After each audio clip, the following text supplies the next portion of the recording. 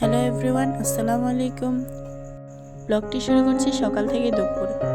ব্লগটি যে যেখান থেকে দেখছেন, ভালো লাগলে একটা লাইকে দিয়ে সাবস্ক্রাইব করে আমাদের পাশে থাকবেন। বাঙালি গৃহিণীদের কি আর কাজ, রান্নাবান্না আর ঘর গোছানো। চার দেওয়ালের মধ্যে আবদ্ধ আমরা, কি আর করব। আপনাদের সাথে অনেক কথা হলো।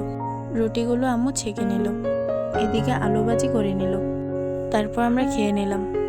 আমার ছোট বোনের ইচ্ছা, তার প্রতিদিন ক্যামেরাতে আসতেই হবে। তারপর আমরা অপরিচিতা ফুল দিয়ে চা বানালাম। কালারটা দেখতে খুব সুন্দর না? মাশাআল্লাহ।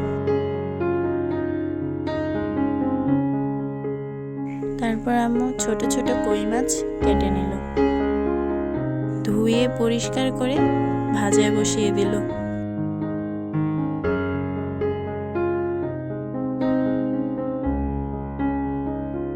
পটল নিয়ে নিল, পটল দিয়ে একটা তরকারি করবে।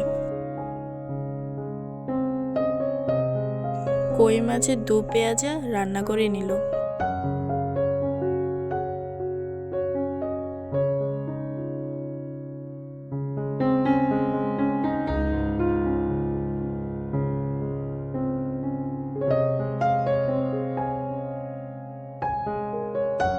এদিকে ওগুলো রান্না শেষ।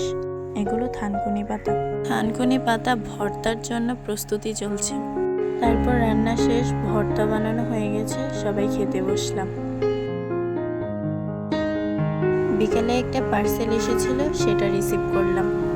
টাইপড আনলাম। টাইপডটা আমাদের আগে ছিল না।